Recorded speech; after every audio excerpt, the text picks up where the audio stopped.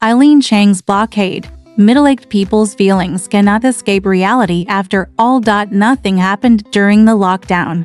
The whole of Shanghai took a nap and had an unreasonable dream. Blockade is a short story by Zhang Ailing. It is set in the war-torn old Shanghai in the early 1940s and narrates a scene of ordinary life in a blockaded tram carriage. The beginning of the story goes like this: the man who drives the tram drives the tram. Under the bright sun, the tram tracks were like two shining snakes emerging from the water. They lengthened and then shortened, they lengthened and shortened again, and just moved forward like this, silky. The old man's long twists and turns are never finished. The tram driver's eyes were fixed on the two crawling tracks, but he did not go crazy. If there is no blockade, the tram will never stop running. Locked. The bell rang. Ding ling ling ling ling ling. Each word ling is a cold little dot, connected bit by bit to form a dotted line, cutting off time and space. In such a tram car, 35-year-old Lu Zongshan and 25-year-old Wu Qiyuan, who were originally like parallel tram tracks with no intersection, met by chance. He is a middle-aged man in a suit and tie, an accountant who works in a bank.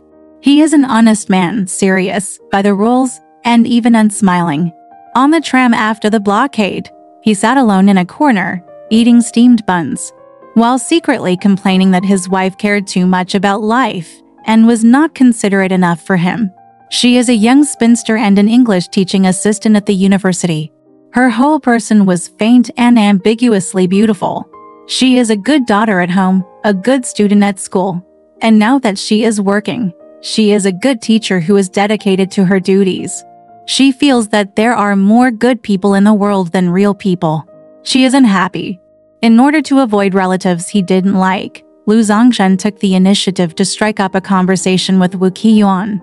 At a special moment of blockade, in a specific space, a strange man and woman talked, got close, felt, and had a brief love. It was originally a boring friendship, but unexpectedly, the chemical reaction of hormones made them talk about everything, from family, work, life to marriage views. They chatted and even talked about marriage. The tram blockade was lifted and people were moving normally. Wu Qiyuan thought that the man had left, but who could have known that after a dream, Lu Zongshan was still sitting in the same position, and he became the good guy again. And the memories that belong to them can only remain in their memories, but cannot reach reality. A love that rises from an encounter, short and dreamy, ends before it officially begins. At this moment, love shattered by reality is like an absurd drama that ends in vain. It is also like having an unreasonable dream. When you wake up from the dream, you are left with only desolation. In the world of middle-aged people, love is a luxury product. In the world of middle-aged people, it is right for others to say they love you, and it is your fault if you believe them. Lu Zongshan's mental infidelity came as fast as a wave, and he even blurted out to her, "I won't divorce, but I plan to get married again." Wu Qiyuan's attitude toward Lu Zongshan gradually changed from coping, caution, and resistance to closeness and dependence. She even cried anxiously over their hopeless love, imagining that if she married someone else in the future, she would never be as cute as Zongshan to make her heart move. She was trapped in the illusion of love he gave her. However, when the tram started moving again, Zongshan's sudden behavior of avoiding suspicion undoubtedly gave her a resounding slap in the face. The final realistic outcome of an extramarital affair is not the reality of the other party, but the naive party who does not know how to see the reality clearly. When people reach middle age, they have too much helplessness in relationships, too much power, or even powerlessness. They are busy with life, working hard for their careers, and taking care of their children.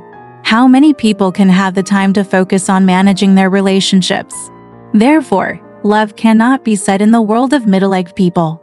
Love is a luxury product and middle-aged people are not worthy of love.